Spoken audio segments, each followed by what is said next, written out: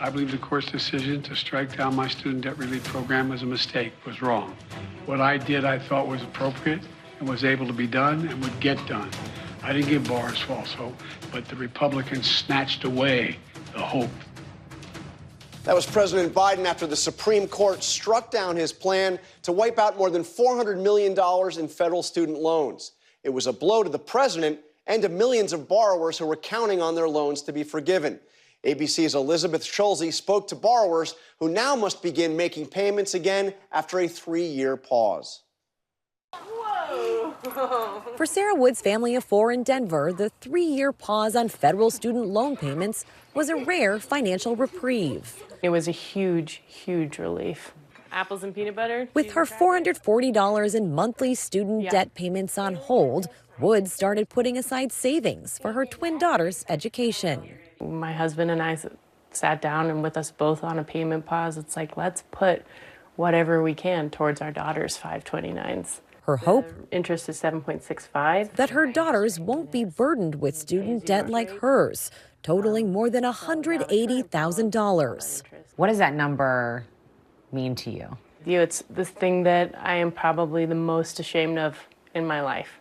We have to think of and we have to budget for every day, and we have to budget for the future consequences of this loan every single day. Now, with payments due, Wood says she will forego saving for her daughter's future education fund to pay off her own. You need to live in a house, you need to pay groceries, you need to eat, and then from there on, you kind of have to figure out where to skimp and save. It's a harsh reality for 28 million borrowers like Wood. The government's years-long pandemic freeze on student loan payments ends today. The average federal student loan borrower owes more than $37,000 in debt. And for borrowers with a master's degree, it's nearly $92,000. Well, it's not great. Economist Mark Zandi says the restart of these payments will add to the financial stress borrowers are already feeling with inflation.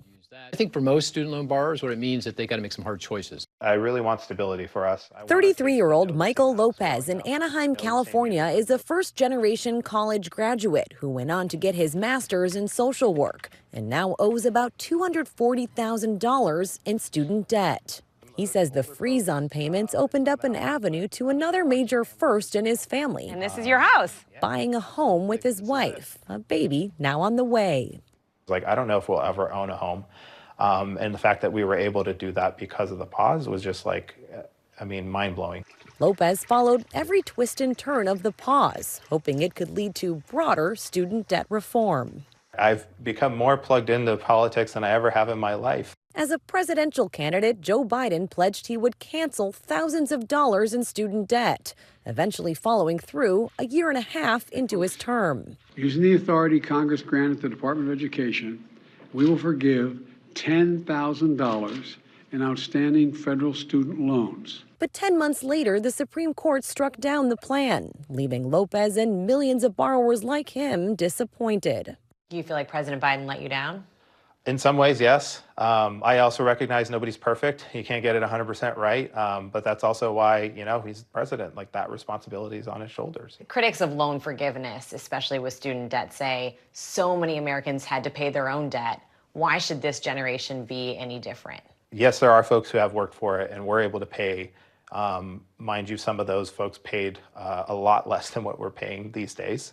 But that's a privilege to be able to do that, right? After the Supreme Court's decision, with loans still scheduled to restart this fall, the president launched a narrower Plan B. He directed the Education Department to try to cancel debt through a different law, established a 1-year grace period for borrowers who miss payments, and rolled out a new plan that could lower people's monthly payments. But Lopez and Wood say those backup plans aren't broad enough to affect them, and their debt will still be looming large at the ballot box. Is student loan debt an issue that you will vote on in the 2024 election?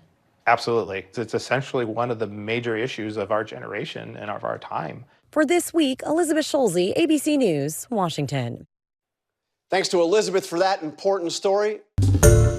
Hi, everyone. George Stephanopoulos here. Thanks for checking out the ABC News YouTube channel. If you'd like to get more videos, show highlights, and watch live event coverage, click on the right over here to subscribe to our channel. And don't forget to download the ABC News app for breaking news alerts. Thanks for watching.